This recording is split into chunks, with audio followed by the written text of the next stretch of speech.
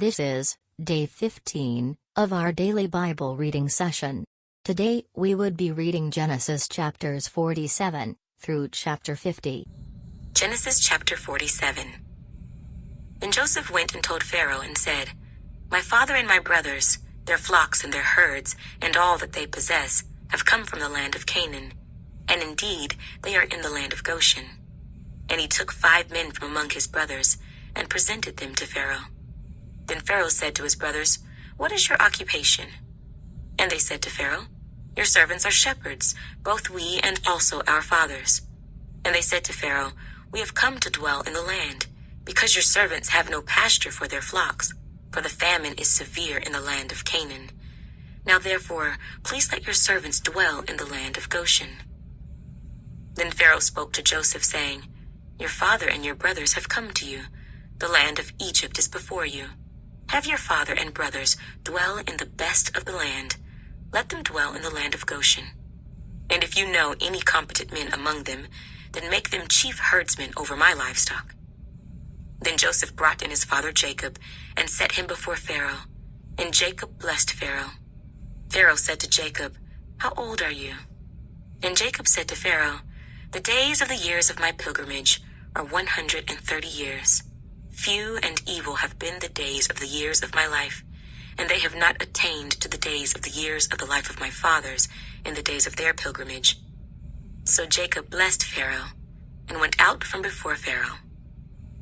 And Joseph situated his father and his brothers, and gave them a possession in the land of Egypt, in the best of the land, in the land of Ramesses, as Pharaoh had commanded.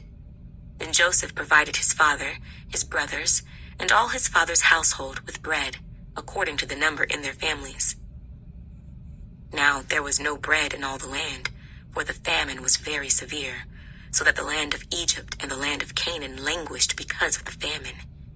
And Joseph gathered up all the money that was found in the land of Egypt and in the land of Canaan, for the grain which they bought. And Joseph brought the money into Pharaoh's house. So when the money failed in the land of Egypt and in the land of Canaan, all the Egyptians came to Joseph and said, "Give us bread, for why should we die in your presence, for the money has failed?" Then Joseph said, "Give your livestock, and I will give you bread for your livestock if the money is gone." So they brought their livestock to Joseph, and Joseph gave them bread in exchange for the horses, the flocks, the cattle of the herds, and for the donkeys. Thus he fed them with bread in exchange for all their livestock that year. When that year had ended, they came to him the next year and said to him, "We will not hide from my lord that our money is gone. My lord also has our herds of livestock. There is nothing left in the sight of my lord but our bodies and our lands. Why should we die before your eyes, both we and our land? Buy us and our land for bread, and we and our land will be servants of Pharaoh. Give us seed, that we may live and not die, that the land may not be desolate." Then Joseph bought all the land of Egypt for Pharaoh, for every man of the Egyptians sold his field, because the famine was severe upon them. So the land became Pharaoh's, and as for the people, he moved them into the cities from one end of the borders of Egypt to the other end. Only the land of the priests he did not buy, for the priests had rations allotted to them by Pharaoh, and they ate their rations which Pharaoh gave them. Therefore they did not sell their lands.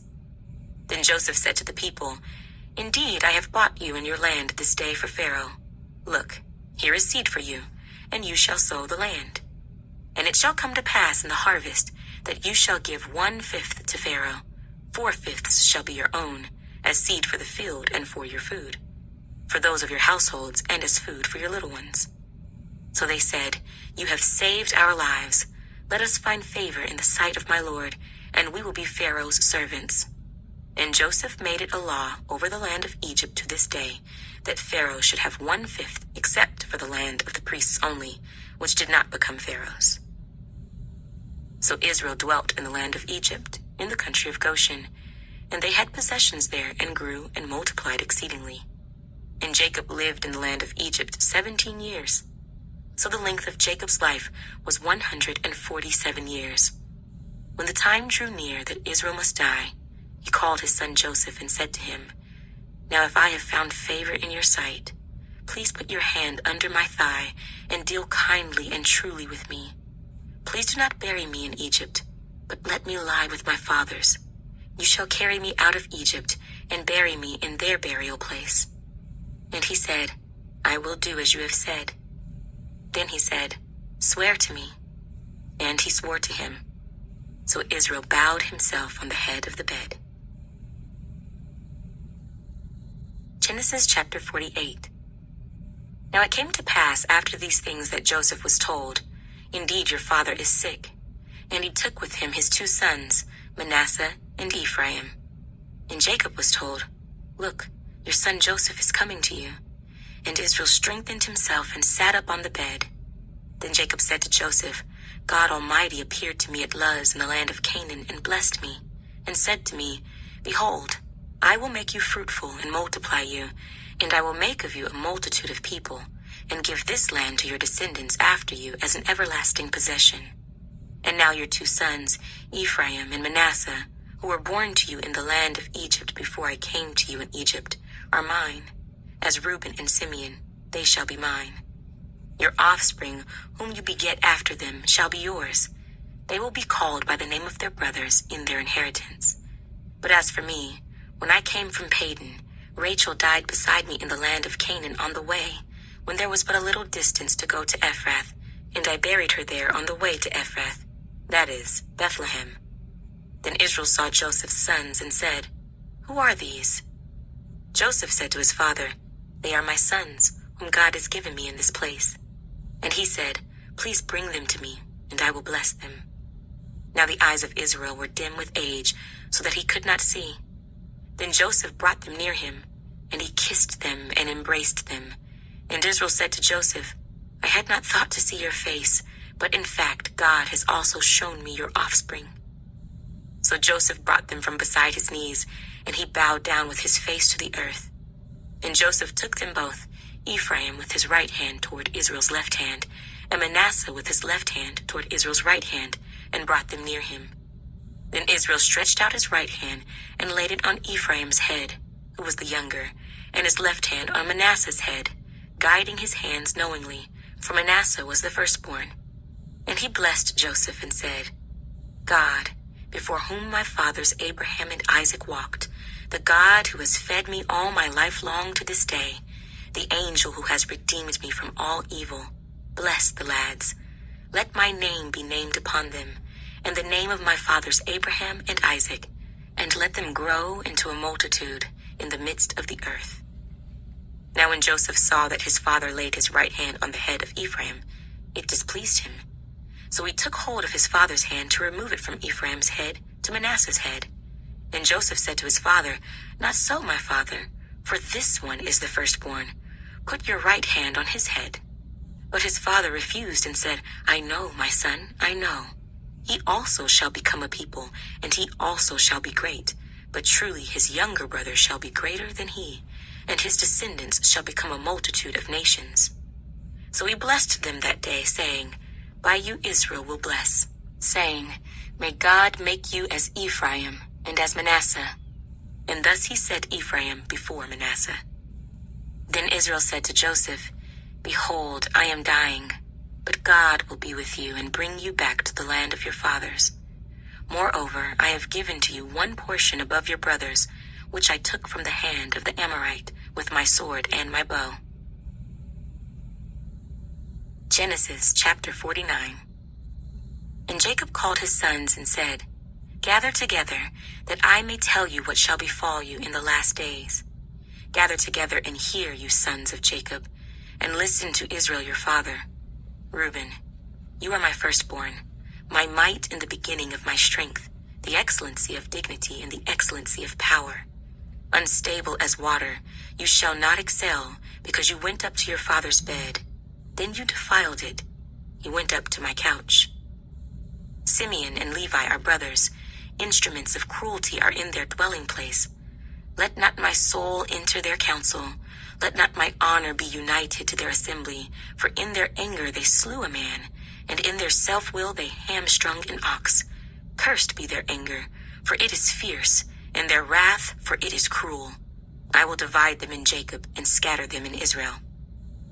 Judah, you are he whom your brothers shall praise.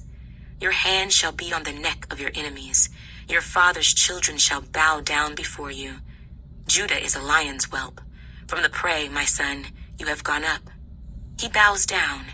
He lies down as a lion, and as a lion, who shall rouse him? The scepter shall not depart from Judah, nor a lawgiver from between his feet, until Shiloh comes.